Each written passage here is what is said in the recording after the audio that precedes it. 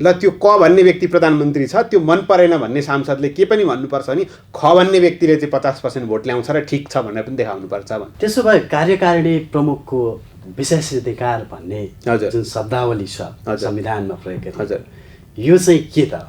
कसैलाई अधिकार दिएको होइन, त्यसैले कहाँ विघटन गर्न पाइँदैन भनेको छ भन्ने प्रश्न होइन, तिमीलाई मन लाग्दा गर्न चाहिँ कहाँ पाइन्छ भनेर लेखेको छ भन्ने प्रश्न हो। यस्तो अवस्थामा चाहिँ प्रधानमन्त्रीले आफ्नो विशेषाधिकार लिएर चेक एन्ड ब्यालेन्सको सिद्धान्तलाई संसदमा चेक एन्ड ब्यालेन्स गर्न पाउने कि नपाउने 3टा शब्द थपिएका छन्।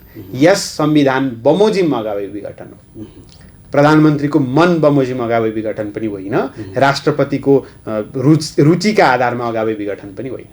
विभाजित नेकपालाई नै जो असफल असक्षम रह्यो त्यसैलाई चाहिँ फेरि सरकार बनाउन सुम्पिने त? हरेक व्यक्तिलाई हामीले त सत्तामा देखिसक्यौँ नि, पात्र मात्रै फरक हुन्। आज केपी शर्मा ओली त्यो ठाउँमा होला नि, हिजो अरू जो अहिले केपी शर्मा ओलीको विरोध गर्दछन् उनीहरूलाई पनि त त्यो कुर्सीमा त हामीले हेरिसकेकै छौँ नि। हामी कहाँ एउटा एकदमै प्रसिद्ध उक्ति छ पहिल्यैदेखि पनि नि, power tends to corrupt, absolute power corrupts absolutely भनिन्छ कि उहिलेदेखि भनिआएको कुरो होइन। जसको लौरो उसको भैँसी हुन्छ नि त, तिमीले देशलाई पनि त्यसै गरी मन परी जतासुकै जेसुकै गर्न सक्ने भयो, खबरदार भनेर लौरै खोसिदियो संविधान। अनि आज त्यही संविधानबाट बनेका प्रधानमन्त्री के भन्छन्, म भित्र अधिकार छ भन्छन्। दर्शकवृन्द नमस्कार, केन्द्रबिन्दु टक सोमा यहाँहरूलाई स्वागत गर्छु। म मनोज नेउपाने। दर्शकवृन्द, यति बेला सर्वोच्च अदालतमा प्रतिनिधि सभा विघटन विरुद्ध परेका रिटमाथि सुनवाई जारी छ। संवैधानिक इजलासमा रिट निवेदकहरूको बहस पनि जारी नै छ। यही बहसका क्रममा एक 25 वर्षीय युवा यति बेला एकाएक चर्चामा छन्। उनी हुन् समृद्ध खरेल। उनी कानुन व्यवसायी होइनन् तर कानुन अध्ययनरत विद्यार्थी हुन्। नेपाल ल क्याम्पसमा BA LLB 5औं वर्षमा अध्ययनरत खरेल प्रतिनिधि सभा विघटन विरुद्ध रिट निवेदक समेत हुन्। उनले सर्वोच्च अदालतको पोडियममा प्रतिनिधि सभा विघटनबारे 15 मिनट बहस गरे र उनको बहसले सबैको ध्यान खिच्न सक्यो। आज हामीले उनै कानुनका विद्यार्थी तथा देशको व्यवस्थाप्रतिका एक सचेत युवासँग केन्द्रबिन्दु टक सोमा कुराकानी गर्ने प्रयास गरेका छौँ। आउनुहोस् हाम्रो कार्यक्रममा उहाँलाई स्वागत गरौँ। समृद्धजी, यहाँलाई कार्यक्रममा स्वागत छ। धन्यवाद। आराम हुनुहुन्छ? आरामै छु। देशको चिन्ता खुब छ है? छ, देशकै चिन्ता छ। झापाबाट अध्ययनका लागि हजुर काठमाडौँ बस्नु भएको छ। हजुर, देशको चिन्ता छ, माया छ। हजुर, हैन? पछिल्लो समय सर्वोच्चको संवैधानिक इजलासमा 15 मिनट बहस गरेपछि समृद्ध खरेलको उचाइ माथि पुगेको छ। हजुर, कस्तो भइराखेको छ? एकदमै नौलो अनुभव भइरहेछ। किनभने सर्वोच्चमा पहिलो बहस होइन, सर्वोच्चमा धेरै पटक धेरै किसिमका अलग अलग प्रकृतिका मुद्दाहरूमा बहस गरेको हो। हामी कानुन पढ्ने विद्यार्थीहरूका लागि संविधान अन्तर्गतकै सबै मुद्दा हुने हुँदा संसद विघटनको मुद्दा मात्र विशेष होइन हामीलाई त। खास त हामी त सबै मुद्दामा उसै गरी तयारी गरेर उसै गरी जान्छौँ। तर कस्तो हुन गयो भने अरू मुद्दा चाहिँ कुनै मुद्दामा एउटा व्यक्तिको मात्र चासो व्यक्ति विशेष हुन्थ्यो होला, कुनैमा समुदायसम्म होला, विद्यार्थीको हक होला, कतै एउटा अपाङ्गहरूको हक होला, कतै एउटा कुनै समुदायको हक होला। यो चाहिँ के फरक भइदियो भने सिङ्गो देशको चासोको विषय भइदियो। अनि मिडियालाई पनि त्यतिकै चासोको विषय भयो। आम मानिसलाई चासो भएपछि मिडियालाई चासो स्वाभाविक रूपमा भयो। त्यसैले यो चोटिको बहस चाहिँ सबैको आँखामा पर्न गयो। अनि नौलो त्यस अर्थमा भयो। त्यस पछाडि जे भयो त्यो पनि सबै नौलो नै भयो। जनताबाट जुन आम नागरिकबाट जुन प्रतिक्रिया आइरहेको छ, अग्रजहरूले जुन तरिकाले अझै शुभकामना दिनुहुँदैछ, अझै गाइड गर्नुहुँदैछ, यो सबै तरिकाले मलाई एकदमै नौलो र एकदमै खुसीको अवसर भयो। देशका लागि एउटा दुर्घटना हो, मलाई चाहिँ एउटा अवसरको रूपमा प्रस्तुत हुन आयो। कहिलेकाहीँ देशमा भएका घटना दुर्घटनाले पनि व्यक्ति विशेषलाई पनि फाइदा पुग्दो रहेछ। अब फाइदा भन्ने शब्दले अप्ठ्यारो बनाउला होइन, तर एउटा अवसरको सिर्जना गर्दो रहेछ, जुन अवसरमा अब हामी सबै अहिले चिन्तित छौँ नि त। मिडियाले यसरी कभर गरिराख्नु होइन, सबैले आफ्नो ठाउँबाट गर्ने हो नि त। कोही अलरेडी पहिलो दिनदेखि सडकमा हुनुहुन्छ, म पहिलो दिनदेखि सडकमा जान पाएको छैन, किनकि आजसम्म म सर्वोच्चमा छु होइन। सर्वोच्चमा हरेक दिन गएर निवेदकको तर्फबाट के कसो गर्नुपर्ने होइन। जस्तो यहाँ त एउटा निवेदनले पुगिरहेको छैन नि त। पहिला त विघटन मिलेन भनेर मात्रै गयौँ, अहिले तिम्रो राजपत्र पनि मिलेन भने फेरि कुद्नु परेको छ, फेरि तिम्रो बोलीले मिलेन तिमी अदालतको अवहेलना गर्न थाल्यो भने फेरि कुद्नु परेको छ होइन। निरन्तर हामी अदालतमै छौँ, कोही सडकमा हुनुहुन्छ, कोही मिडियाकर्मीहरू मिडियामा कभर गर्नुहुँदैछ। सबै आफ्नो ठाउँबाट हामी सबै आफ्नो, अब मेरो व्यक्तिगत रूपमा मात्र यो अवसर नभएर हामी सबै आम नागरिकलाई यो अवसर हो। आफ्नो जति पनि सिप क्षमता छ त्यसबाट राष्ट्रलाई हामीले, अब यो अहिले जुन व्यवस्था छ यो त खासमा हामी सबै नागरिकले लडी ल्याएको व्यवस्था हो नि त। त्यो व्यवस्था चाहिँ दुर्व्यवस्था नहोस् होइन, फेरि प्रतिगमन नहोस् भन्नका लागि हामी सबैले आफ्नो जे सिप छन्, मेरो बहस गर्ने सिप थियो मैले त्यो प्रयोग गरेँ। सबैले आफ्नो सिप प्रयोग गर्ने अवसर चाहिँ मिलेकै हो, त्यो राष्ट्रका लागि प्रयोग गर्ने अवसर मिलेको हो, व्यक्तिका लागि मात्र भन्दा पनि।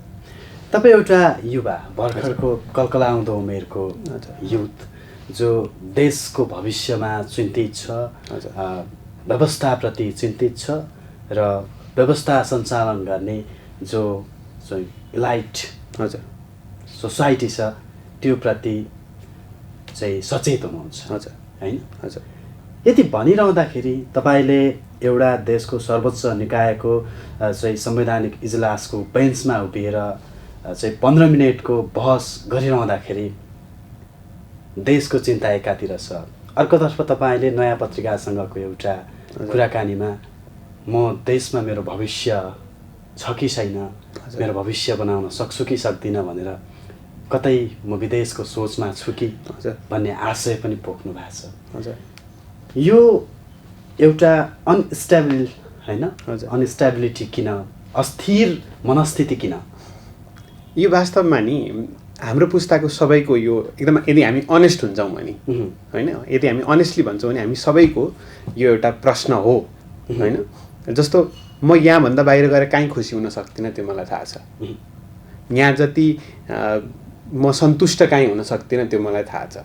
तर हरेक दिन हाम्रो पुस्ताको हरेक व्यक्तिलाई के लाग्छ भने योभन्दा अलि बेसी अवसर मैले बाहिर त पक्कै पाउँछु, योभन्दा अलि सुखी जीवन मैले बाहिर पक्कै पाउँछु भन्ने हरेक दिन हुन्छ। त्यसैले म बाहिर जाने कि यहीँ बस्ने भन्ने दोधार यदि हामी अनेस्ट हुन्छौँ भने हामी सबैलाई हरेक दिन छ। तर त्यो भन्नुको मतलब यो होइन कि देश फर्केर नआउने अथवा देश छोडेर साँच्चै जाने भन्ने होइन, किनकि सन्तुष्टि यहीँ छ। म चाहिँ अलिक त्यस्तै किसिमको व्यक्ति छु, मलाई अवसर र सफलता मात्र भन्दा पनि मलाई सन्तुष्टि नै बेसी प्यारो लाग्छ। फर्किआउने त हो, तर मैले मेरो व्यक्तिगत रूपमा मात्र भन्नुभन्दा पनि मेरो पुस्ताकै प्रतिनिधित्व गर्नुपर्दा हामी अवसर तुलना गरिरहन्छौँ क्या। यहाँ हुँदा म केसम्म बनौँला, बाहिर गएँ भने म केसम्म हुन्छु होला, मेरो जीवन फरक पर्छ कि पर्दैन होला। यसले हाम्रो पुस्तालाई हरेक दिन छोइरहन्छ। म मेरो तर्फबाट मात्रै भन्दै छैन, मेरा साथीहरूको तर्फबाट भन्दैछु, मेरो पुस्ताकै तर्फबाट भन्दैछु, हामी हरेक दिन सोच्न बाध्य छौँ। किनकि हिजो हामीले यो देशमा जेका लागि आन्दोलन गर्दैथ्यौँ, आज हामी त्यसकै लागि फेरि फर्केर आन्दोलन गर्नु छ। हिजो हामीले भने जस्तो त्यही संसद विघटन गरेर शक्ति आफ्नो हातमा लिँदा ज्ञानेन्द्र निरङ्कुश भयो भने त्यसै गरी संसद विघटन गरी शक्ति आफ्नो हातमा लिँदा केपी ओली निरङ्कुश भएनन् र? हिजो ज्ञानेन्द्र निरङ्कुश भनेर आन्दोलन गर्ने व्यक्ति आज स्वयं निरङ्कुश भएनन् र? यसरी हेर्ने हो भने हामी हरेक दिन त्यही चिजका लागि लड्दैछौँ नि त। अगाडि बढ्दैछौँ कि छैनौँ भन्ने प्रश्नले भोलिको हाम्रो भविष्य पनि कता जाने भन्ने प्रश्नले हाम्रो अहिलेको पुस्तालाई अप्ठ्यारो भएको स्वाभाविक हो। तर त्यो भन्दै गर्दा त्यो पुस्ताको प्रतिनिधित्वको रूपमा त्यो भनिए होला, तर मेरो व्यक्तिगत विचारमा चाहिँ म चाहिँ यही रमाउँछु होला कुनै न कुनै रूपले। हामी जसरी तपाईँले इजलासमा बहस गर्नुभएको थियो त्यो विषयमा एकछिनपछि प्रवेश गर्ने नै छौँ, तर त्योभन्दा अगाडि तपाईँले आफैले पनि संविधानको सर्वोच्चता र सर्वोच्च न्यायालयप्रति अझै पनि तपाईँ आफै वितृष्णा बोकेर हिँड्नु भएको छ। हजुर, जबकि सर्वोच्च निकायले गर्ने अधिकांश अथवा केही न्यायिक प्रणालीहरूमा तपाईँ आफैले प्रश्न उठाउनु भएको छ। हजुर, र त्यही प्रश्न उठाएको एउटा चाहिँ सम्माननीय ठाउँमा उभिएर फेरि बहस गर्न पुग्नु भएको छ। हजुर, यो आफैमा पनि वैचारिक द्वन्द्व भएन? यो चाहिँ द्वन्द्व भन्दा पनि कस्तो भने जस्तो हामीसँग जे छ नि त्यसको महत्त्व हामीले बुझ्नुपर्छ। जस्तो म एउटा व्यक्ति छु नि, मेरा केही गुण छन्, केही अवगुण छन्, एकदमै निश्चित रूपमा छन् होइन। अब मैले मेरा अवगुण छन् भने हरेक दिन मैले के गर्ने हो भने ती अवगुण खोज्ने हो र तिनलाई माझेर सुधार्ने हो। यो म व्यक्तिमा लागु हुन्छ भने यो व्यवस्थामा पनि लागु हुन्छ र यो व्यवस्थाका हरेक संस्थामा पनि लागु हुन्छ। चाहे त्यो एउटा सामान्य विद्यालय होस् जहाँ म पढ्दैछु, जहाँ म भर्ना भएको छु, त्यहाँ म दिनै पछि त्यहाँका कमी कमजोरी त देखाउँछु नि, प्रशासनमा गएर जुझ्छु नि, यो भएन है भन्छु नि। त्यसै गरी त्यो एउटा संस्थाका लागि लागु हुन्छ भने सर्वोच्च अदालतको लागि पनि लागु हुन्छ, प्रधानमन्त्रीका लागि पनि लागु हुन्छ र राष्ट्रपतिका लागि पनि लागु हुन्छ। हरेक निकायमा कमी कमजोरी छन्, तिनको सुधार गरिनुपर्छ। तर हामीसँग आज भएको व्यवस्था यही हो र हामीले यही व्यवस्थाका लागि बलिदान गरेका हौँ। हामीले होइन, नेपालीले पुस्तौँ पुस्ता गरेका हौँ। त्यसैले यो व्यवस्थाप्रतिको माया छ र आस्था छ। जुन सर्वोच्च अदालतमा पनि केही कमी कमजोरी छन्, सुधार्नुपर्छ भन्दैछौँ हामी, त्यही सर्वोच्च अदालतले हाम्रो जनजीवनमा असर पर्ने गरी र हाम्रो राष्ट्र जीवनमा असर पर्ने गरी, सकारात्मक असर पर्ने गरी गरेका निर्णयहरू पनि त छन् नि त। त्यसैले त्यो संस्थाप्रति आस्था छ, विश्वास छ, माया छ। 4 वर्षदेखि मेरो जिन्दगी हरेक दिन सर्वोच्चमै ठोक्किरहेको छ, हरेक दिन म त्यहीँ त छु कुनै न कुनै रूपमा। त्यो संस्थाप्रति आस्था पनि छ, विश्वास पनि छ। त्यसैले त्यो मायाले नै हो क्या, त्यसका यो चिज सुधार्न पाए अझै राम्रो हुन्थ्यो नि भन्नेसम्म हो। त्यो भन्नुको मतलब अदालतप्रति अनास्था पनि होइन, वितृष्णा नै पनि होइन, यसलाई सुधार्न पाए अझ राम्रो हुन्थ्यो नि भन्नेसम्म हो। त्यो हरेक पुस्तामा हुन्छ। म आज केही चिज सुधार्नुपर्छ भन्छु, भोलि अझै अर्को चिज सुधार्छु भन्छु। हिजोका पुस्ताले पनि त्यही गरेका हुन् है। यो चाहिँ यी व्यवस्थाको मायाले नै यिनमा सुधार चाहिन्छ भनेको सम्म हो। हुन त प्रतिनिधि सभा विघटनको मुद्दा विचाराधीन छ होइन। हजुर, यो संवैधानिक छ अथवा असंवैधानिक छ भन्ने चाहिँ निकट भविष्यमा त्यसको रिजल्ट हामी आम जनताले सुन्न पाउने नै छौँ। हजुर, तर तपाईँको ध्येय, तपाईँको लक्ष्य, तपाईँको उद्देश्य र जुन इन्टेन्सनले त्यहाँ पुग्नु भएको थियो होइन, हजुर, प्रतिनिधि सभा पुनर्स्थापना होस्, प्रधानमन्त्री केपी शर्मा ओलीको कदम चाहिँ असंवैधानिक छ, यो पुनर्स्थापना हुनुपर्छ भन्ने हो। त्यो भनिरहँदाखेरि तपाईँले जसरी चाहिँ केही उदाहरणहरू पेश गरेर चाहिँ सर्वोच्चका निर्णयहरू पनि कतिपय जनजीवनसँग मेल खाँदैनन् होइन भनेर उदाहरण पेश गरिरहँदाखेरि अब पनि त त्यो हुन सक्ने सम्भावना छ नि। छ। यसमा दुईटा कुरा। एउटा, सर्वोच्चका जुन फैसलाहरूको बारेमा म बोल्दैछु त्यसमा मैले यो भनेको छुइनँ कि ती फैसला गलत छन्। ती फैसला चाहिँ हामी आम जनताले बुझ्न सकेका र स्वीकार गर्न सकेका छैनौँ भन्नेसम्म हो। अदालतले गरेको निर्णय म स्वीकार्छु। नेपालको संविधान र कानुनको अन्तिम व्याख्या त अदालत हो। जुन पनि विषयमा अदालतमा प्रवेश गरेपछि त्यो विषयको अन्तिम निष्कर्ष अदालतले नै दिन्छ। तर अदालतका कतिपय निर्णयहरू जनताले बुझ्ने र सरक्क पढिसक्दा यस्तो रहेछ, ठिक छ भन्ने किसिमका भइरहेका छैनन्। त्यसमा अदालतलाई एकदम सुधारै गर्नुपर्छ, फैसलै अर्को लेख्नुपर्छ भन्ने भन्दा पनि सायद जनताले बुझ्ने गरी लेख्नुपर्छ भन्ने पनि हुनसक्छ। सायद अदालत सही छ, जनताले बुझ्ने गरी लेखिरहेको छैन, त्यो उठाएका विषयको कुरो। अब यसमा के होला भन्दा चाहिँ मैले कस्तो लाग्छ मलाई भने, जस्तो प्रधानमन्त्रीजीलाई त सायद उहाँलाई 81 के चढ्यो, सनक चढ्यो भन्ने अहिले चलेको छ होइन। उहाँलाई के लाग्यो, मैले भन्नुपर्दा उहाँलाई के लाग्यो कि म विघटन गर्न सक्छु, ममा अधिकार छ, मैले गरेपछि पास हुन्छ, उहाँलाई लाग्यो, उहाँले विघटन गरिदिनु भयो। उहाँले त केही पनि लेख्नु परेन, मिडियामा आइसक्यो।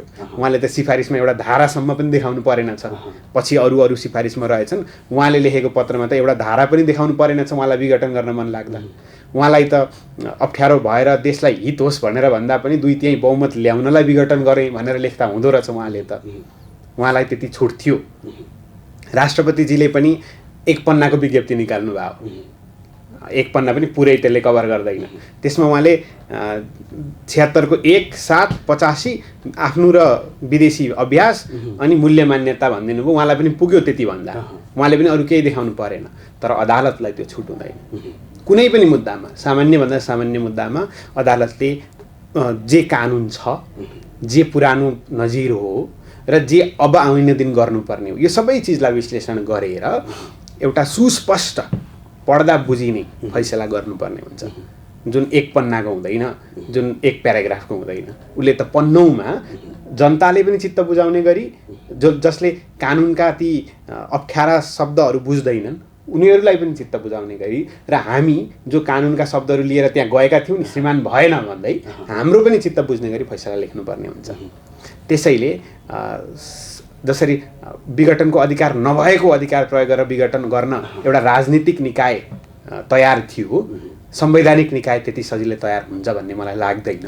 त्यसैले मेरो आस्था विश्वास चाहिँ मैले बुझेको संविधानका आधारमा, मेरो बुझाइ पूर्ण हुँदैन पक्कै पनि, तर मैले बुझेको संविधानका आधारमा मलाई विश्वास छ अदालतले जब आदेश लेख्छ त्यो आदेश चाहिँ अघिल्ला मुद्दाहरूमा जस्तै हुन्छ जस्तो मलाई लाग्दैन। जनताले पढ्न सक्ने, बुझ्न सक्ने र पत्याउन सक्ने नै हुन्छ भन्ने मलाई आशा छ।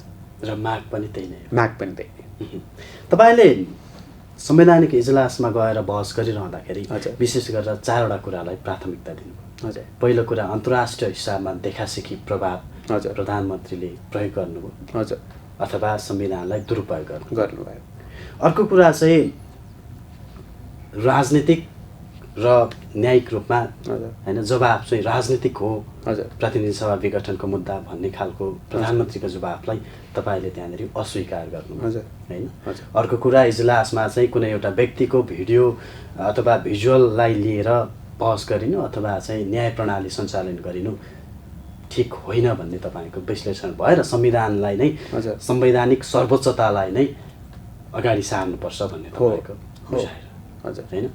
आम सर्वसाधारणले बुझ्ने गरी अथवा हाम्रो कार्यक्रम हेरेर बस्नुहुने जतिले बुझ्ने गरी प्रधानमन्त्रीले चालेको कदम अथवा राष्ट्रपतिले स्वीकृत गरेको विघटनलाई कसरी चाहिँ यो चाहिँ असंवैधानिक छ भनेर प्रस्ट्याउनुहुन्छ? हुन्छ, त्यो एकदमै सरल लाग्छ मलाई। के कारण सरल भने हामी सबैले बुझेका छौँ यो संविधान किन बन्यो हैन। 7 सालदेखि हामीले खोजेको त यही संविधान थियो। 7 सालमा जब हाम्रो आन्दोलन थियो खोजेको त यही संविधान सभा र यही आन्दोलन यही संविधान थियो। त्यसैले अनि संविधान सभाको चुनाव भएपछि हामीले 8-10 वर्ष खर्च गऱ्यौँ संविधान बनाउन। समयको पनि कुरा नगरौँ, स्रोतको पनि कुरा नगरौँ, हामीले धेरै लगानी गऱ्यौँ। हामी 2007 सालदेखि नै हो अभ्यासमा छौँ। कहिले सशस्त्र द्वन्द्व गऱ्यौँ, कहिले सडकमा आन्दोलन गऱ्यौँ, तर हामी नेपाली सधैँ यही संविधान माग्दैथ्यौँ। किन माग्दैथ्यौँ? संविधानको एकदमै आधारभूत विशेषता के हो भने संविधानले सरकारलाई सीमित गर्छ, सरकारलाई परिधि तोक्छ। तिमीले यतिभित्र काम गर्ने हो भन्छ। त्यसैका लागि संविधान बनाएको है। अनि किन सरकारलाई सीमित गर्ने? जनतामाथि अतिक्रमण नगरोस् सरकारले भनेर, त्यतिका लागि संविधान बनाउने हो। अरू कुरा चाहिँ व्यवस्था गर्न, अरू चाहिँ अझै यो चिज यसो भए राम्रो हुन्थ्यो भन्ने छ, तर संविधानको एकदमै आधारभूत मकसद भनेको सरकारलाई सीमित गर्ने ताकि जनता उप अतिक्रमण नहोस्। अहिले ठ्याक्कै त्यो भएन। जेका लागि संविधान बनायौँ सरकारलाई सीमित गर्न, आज प्रधानमन्त्री के भन्नुहुँदैछ लिखित जवाफमा? ममा अन्तर्निहित अधिकार भन्नुहुँदैछ। अन्तर्निहित अधिकार, म भित्र अधिकार छ भन्नुहुँदैछ, अधिकारको स्रोत म हुँ भन्नुहुँदैछ। हामीले त्यही रोक्न संविधान बनाएको। त्यसैले अब धारा उपधाराका तर्क त गर्दै गरौँला, कुन धाराले दिन्छ दिँदैन त्यो गरौँला, तर एकदमै आधारभूत तरिकाले भन्नुपर्दा संविधान बनाएकै शासक सीमित हुन् भनेर हो। आज हामीले चुनेका एउटा शासक के भन्दैछन् भने म भित्र अधिकार छ भन्दैछन्। त्यही यस्ता कहिले महेन्द्रमा त्यस्तो भित्री अधिकार थियो र उनी संसद विघटन गर्थे, कहिले ज्ञानेन्द्रमा भित्री अधिकार थियो र उनी संसद विघटन गर्थे। हामीले त्यस्तै भित्री अधिकार रोक्न यो संविधान बनायौँ। अनि आज त्यही संविधानबाट बनेका प्रधानमन्त्री के भन्छन्? म भित्र अधिकार छ भन्छन्। हो, त्यसैले नै अरू तर्क बिस्तारै गरौँला, तर जब संविधान बनाइन्छ त्यो शासकलाई सीमित गर्न बनाइन्छ। हामीले चुनेका एउटा शासक आज के भन्छन्? म भित्र अधिकार छ। त्यसैले यो एकदम प्रथम दृष्टिमै संविधानको धारा उपधारा अर्कै हो, मूल मर्मकै विरुद्धमा छ, त्यसैले असंवैधानिक छ। तपाईँले भनिरहँदाखेरि संविधानको कुन धारा कुन उपधारामा चाहिँ यो प्रतिनिधि सभा विघटन गर्न पाइँदैन भनेर लेखेको छ? कतै पनि लेखेको छैन। के लेखेको छ? कहिले पाइन्छ भनेर लेखेको छ।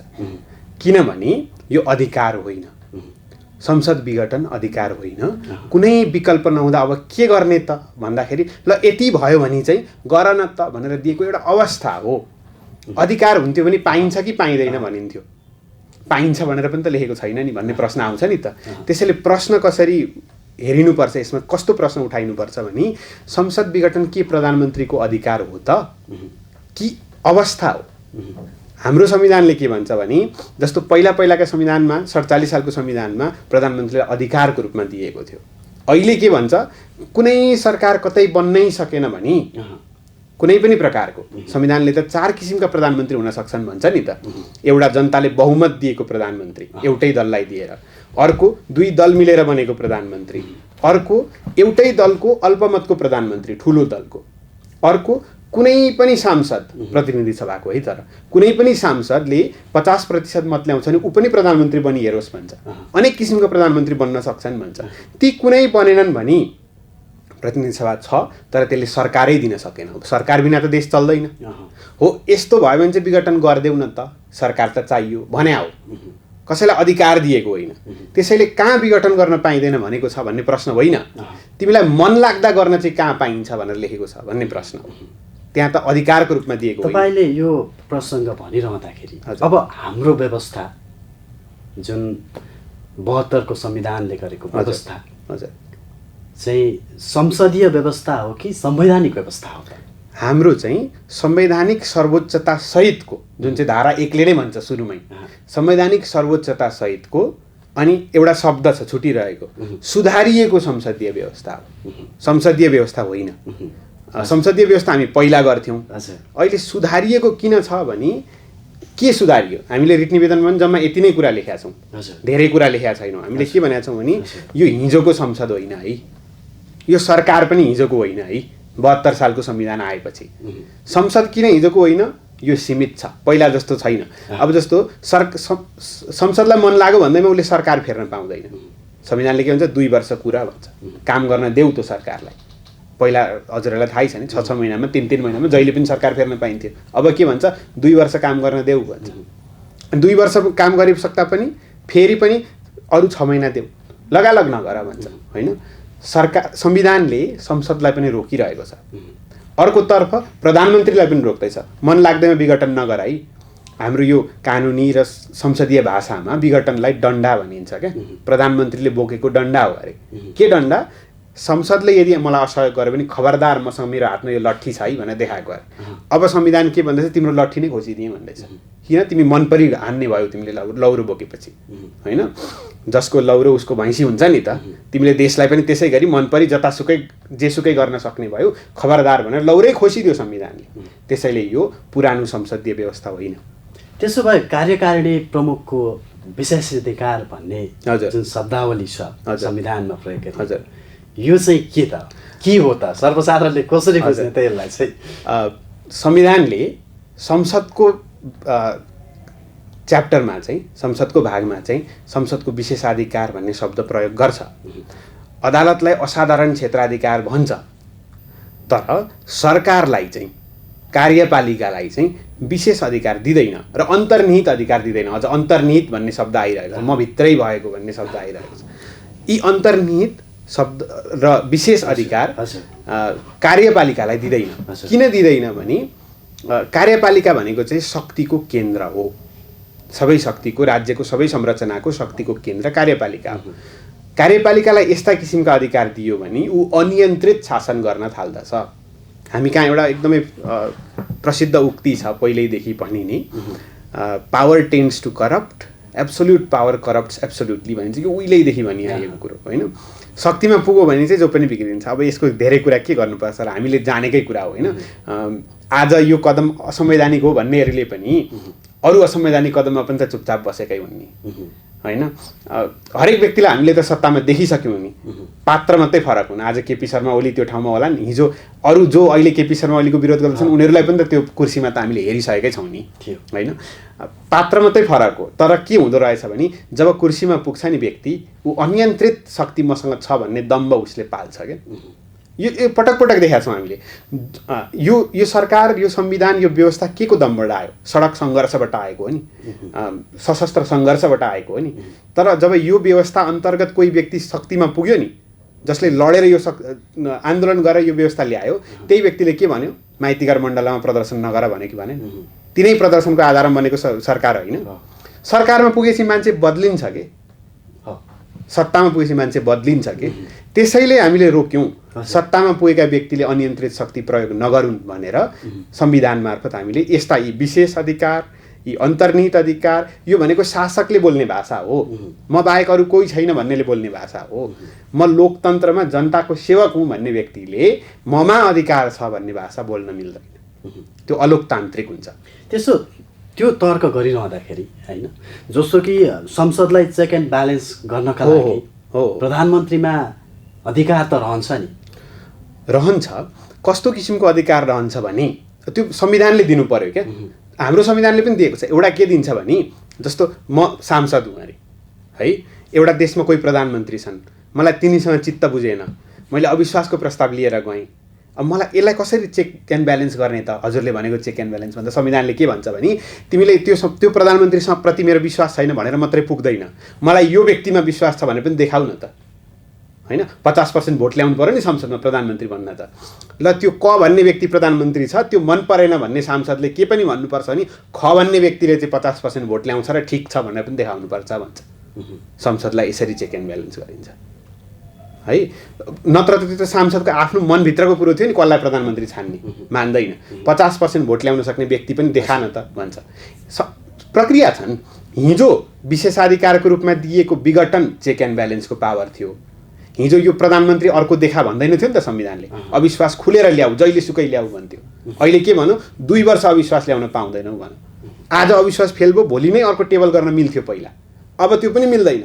एउटा अविश्वास र अर्को अविश्वासको बिचमा पनि यति फरक राख भन्छ संविधान। अनि के भन्छ, अविश्वास ल्याउँदै गर्दा अर्को वैकल्पिक प्रधानमन्त्री देखाउ न त, को चाहिँ पास हुन्छ। म फेल अरे, ल ठिक छ, को पास देखाऊ भन्ने राइट दिन्छ। यसरी चेक एन्ड ब्यालेन्स गर्ने हो।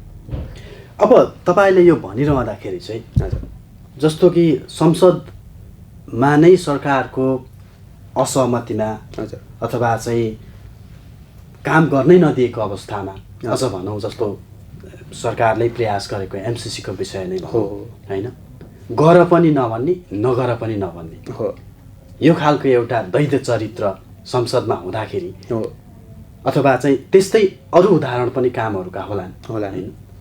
यस्तो अवस्थामा चाहिँ प्रधानमन्त्रीले आफ्नो विशेषाधिकार लिएर चेक एन्ड ब्यालेन्सको सिद्धान्तलाई संसदमा चेक एन्ड ब्यालेन्स गर्न पाउने कि नपाउने, यो क्वेसन पनि त टटकार हुन्छ होला नि। जस्तो संसदलाई चेक एन्ड ब्यालेन्स धेरै तरिकाले गर्ने, त्यसमा एकदमै आपत्ति नै छैन। तिनै अङ्गमा काहीँ पनि शक्ति अधिक सञ्चय नहोस् भन्नका लागि एक अङ्गले अर्को अङ्गको चेक एन्ड ब्यालेन्स गर्ने नै हो। काम गर्न दिएको नदिएको भन्ने कुरा फेरि त्यो अलिकति यो प्रसङ्गमा अझ चाहिँ जसरी चाहिँ संविधानले कल्पना गर्यो कि 76, 1, 2, 3 अथवा 5, 7ले भनौँ होइन, जसरी कल्पना गर्यो कि प्रतिनिधि सभा विघटनको कल्पना गरेको छ हो, यस अर्थमा चाहिँ प्रधानमन्त्रीले त्यो विशेषाधिकार प्रयोग गर्न पाउने कि नपाउने हुन्छ। यी दुईटै प्रसङ्ग एक आपसमा एकदम अन्तर्निहित छन् जस्तो लाग्छ। हुन्छ। जस्तो संसदले काम गर्न दियो कि दिएन भन्ने कुरा चाहिँ त्यो अलिकति राजनीतिक कुरा पनि हो है, संवैधानिक प्रश्न भन्दा पनि। तर संसदले काम गर्न दियो कि दिएन भन्दै गर्दा यो लोकतान्त्रिक व्यवस्थामा जहाँ चाहिँ 3 अङ्ग स्वतन्त्र छन् र एकअर्कालाई तपाईँले भनेकै शब्दमा चेक एन्ड ब्यालेन्स गर्दैछन्, त्यहाँ चाहिँ गर्ने के हो भने द्वन्द्व सिर्जना नहुने गरी एकले अर्कालाई रिझाउने प्रयास गर्ने हो। कसरी?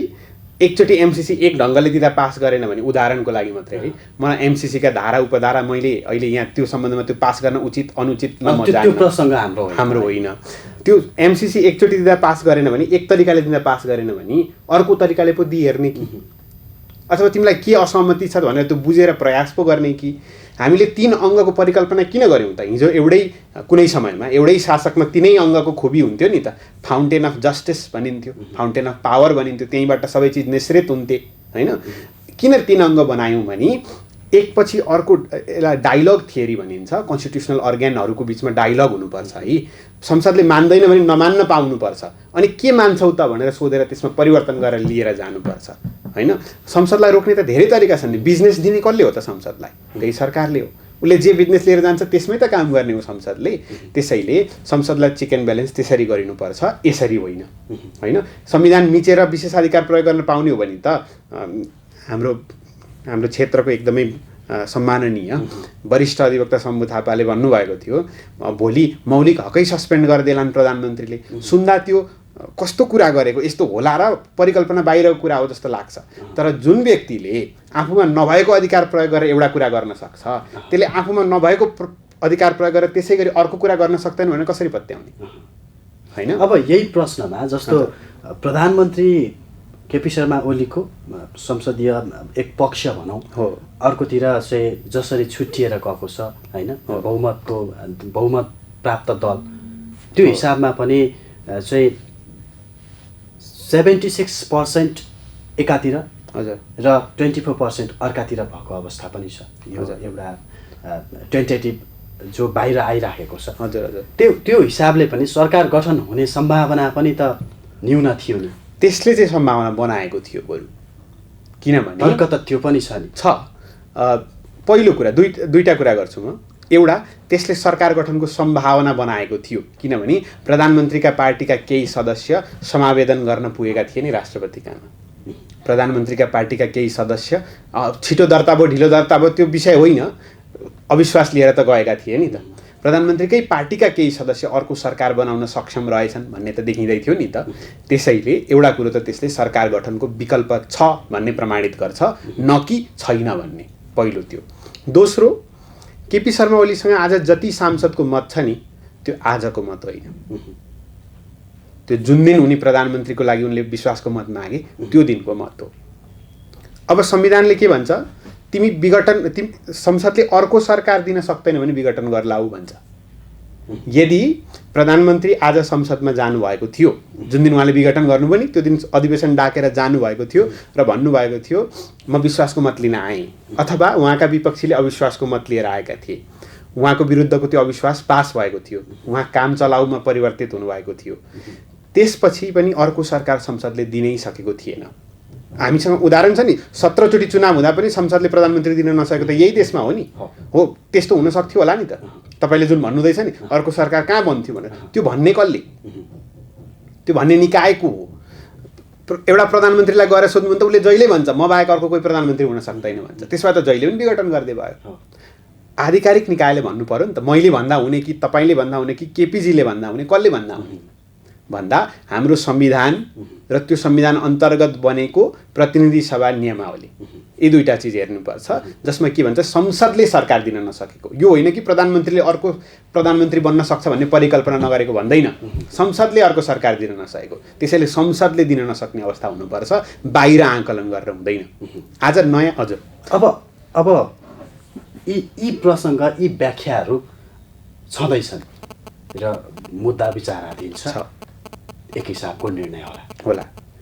अब एक दुईवटा केही प्रधानमन्त्रीका प्रश्न, केही सर्वोच्च अदालतबाट संवैधानिक इजलासमै उठेका प्रश्नहरू। हजुर, प्रधानमन्त्रीले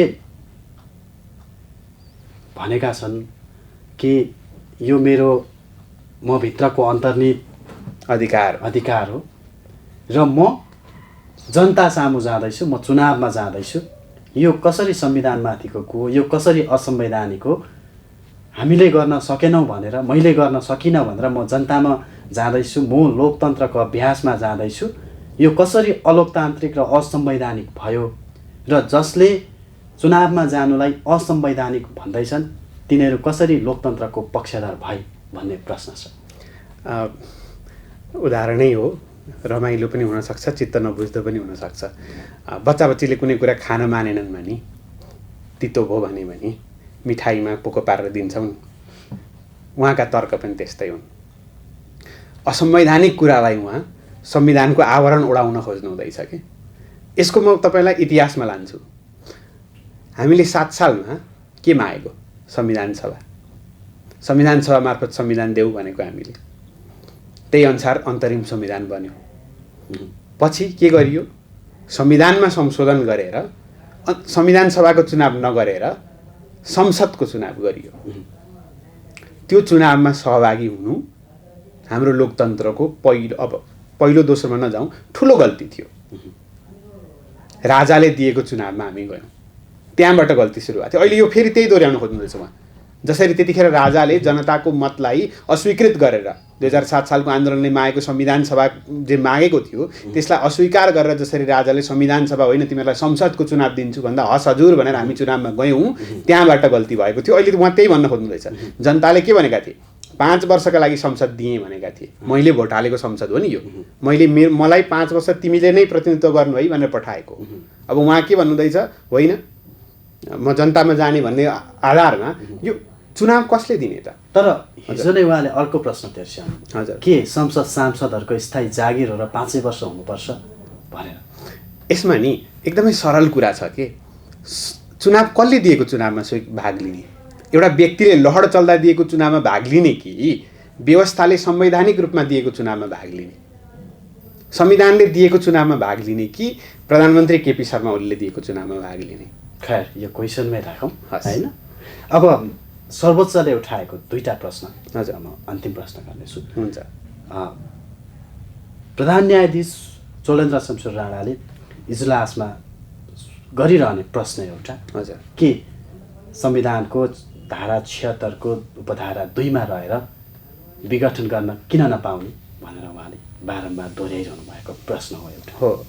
अर्को प्रश्न सँगै जोडे, धारा 85 मा रहेर 5 वर्षभन्दा अगावै विघटित प्रतिनिधि सभा 6 महिना अथवा 1 वर्षमा स्वतः सिद्धिने भनेर व्यवस्थापन छ। यो पनि अदालतमा उठिराखेको प्रश्न। हजुर। अब यसलाई चाहिँ नहुनु भइसक्यो। अब के हुन्छ? यो धारा 76 को 2 र 85 मा रहेर के भन्नुहुन्छ? अब यसले त सम्भवतः अबको बाटो डोर्याउँछ। हो। धारा 85 को प्रश्नको चाहिँ मैले उत्तर संवैधानिक इजलासमै दिएँ।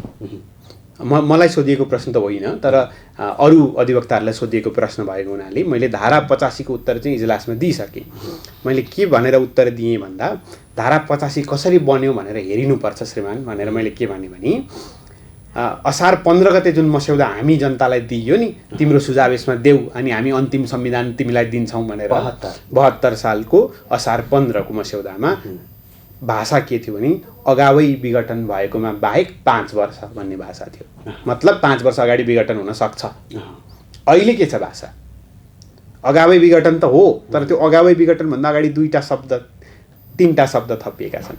यस संविधान बमोजिम अगावै विघटन हो। प्रधानमन्त्रीको मन बमोजिम अगावै विघटन पनि होइन, राष्ट्रपतिको रुचिका आधारमा अगावै विघटन पनि होइन। संविधान बमोजिम अगावै विघटन। त्यति भइसकेपछि अब 85 बमोजिम विघटन गर्नलाई संविधान देखाउनुपर्छ। संविधान के देखाउने?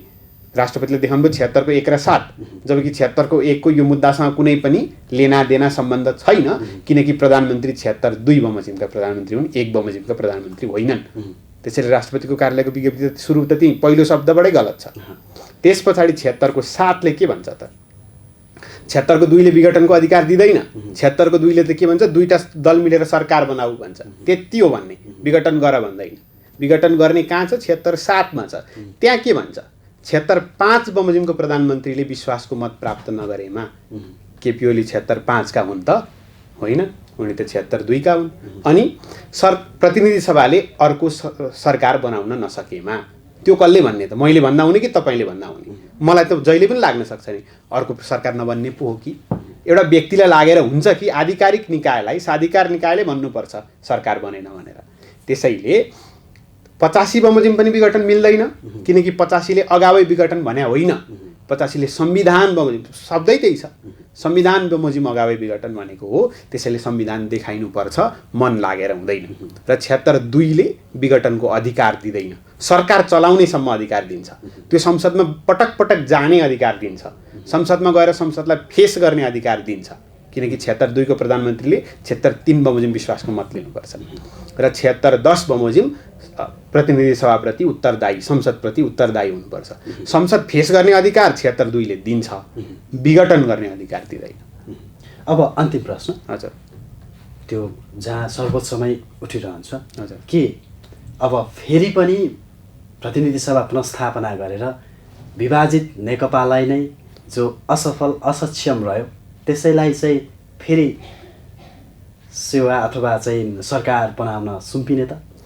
अब यो किन जनतामा नजाने भन्ने प्रश्न पनि त उठ्याछ। यसमा एकदमै सरल, पहिलो चाहिँ जनतालाई अहिले संविधानले चुनाव दिँदैन, पहिलो त्यो नै हो। दोस्रो, अहिले जुन संसद छ नि त्यो संसदमा एउटा पात्र विफल भयो होला, एउटा दल पनि विफल भयो होला, तर सिङ्गो सांसद विफल भएको होइन। सिङ्गो संसद असक्षम भएको होइन, अक्षम भएको होइन। त्यसको उदाहरण संसदले पटक पटक प्रधानमन्त्रीप्रति तपाईँले अघि भनेको चेक एन्ड ब्यालेन्स गर्न खोजिरहेको छ। कहिले अधिवेशन बोलाएर 6 महिना प्रधानमन्त्री त अधिवेशन बन्द गरेर सुतिदिनु भयो नि त, आफूलाई चेक गर्ने संसदलाई अधिवेशन बन्द गरेर हो। संसद अधिवेशन बोलाउन माग गर्दैछ, संसद त हेर्न खोज्दैछ नि, गर्न खोज्दैछ नि। एकजना व्यक्ति विफल भए मान्यौँ, त्यो उहाँले पनि मान्नुभयो, तपाईँले भनेको भाषामा जाने भने त अदालतले पनि मानिसक्यो कि उहाँ विफल हुनुभयो। त्यसो भए हामीले चुनेका त त्यहाँ अरू बाँकी पनि व्यक्ति छन् नि, देशका प्रतिनिधि हो, उनीहरू पनि विफल भए। स्वाभाविक रूपमा 76 को 7 बमोजिम कुनै पनि सरकार बनेन, विघटन हुन्छ। तर एउटा व्यक्ति विफल हुँदा चाहिँ विघटन हुँदैन। फेरि नेकपाको सरकार बन्छ कि बन्दैन त्यो मलाई थाहा छैन, इजलासलाई पनि थाहा हुनु हुँदैन। थाहा छैन मात्रै होइन, थाहा हुनु हुँदैन। ती राजनीतिक विषय हुन्। संसदले भोलि जसको पनि सरकार बनाउन सक्छ होइन, त्यहाँ भएका एकजना मात्रै सांसद भएको व्यक्ति पनि प्रधानमन्त्री बन्न सक्छ, 76-5 बमोजिम। त्यसैले फेरि नेकपाको सरकार बन्छ बन्दैन मलाई थाहा छैन, मलाई थाहा हुनु हुँदैन। त्यो संसदले जान्ने कुरा हो, त्यो इजलासले जान्ने कुरा होइन। त्यसैले अब नेकपाको सरकार बन्छ बन्दैन, अर्को व्यक्तिले सरकार बनाउँछ बनाउँदैन, त्यो मेरो चासोको विषय होइन र इजलासको पनि चासोको विषय हुनु हुँदैन। संवैधानिक सर्वोच्चतामा रहेर हजुर व्यवस्था चल्नुपर्छ। एक्ज्याक्टली, त्यति नै हो, माग त्यति नै हो। त्यति नै हो। हस् त, यहाँको एकदमै व्यस्त समय होइन, अझ अध्ययन अध्यापन चलिराखेको समय होइन, त्यो समय केन्द्रबिन्दुलाई दिनुभयो। आम केन्द्रबिन्दु हेरेर बस्नुहुने आम दर्शकलाई आफ्नो विचार अथवा चाहिँ देशमा चलिराखेको मेन मुद्दामाथि रहेर हामीले कुराकानी गऱ्यौँ। हजुर, समयको लागि धेरै धेरै धन्यवाद। धन्यवाद, धेरै धेरै धन्यवाद।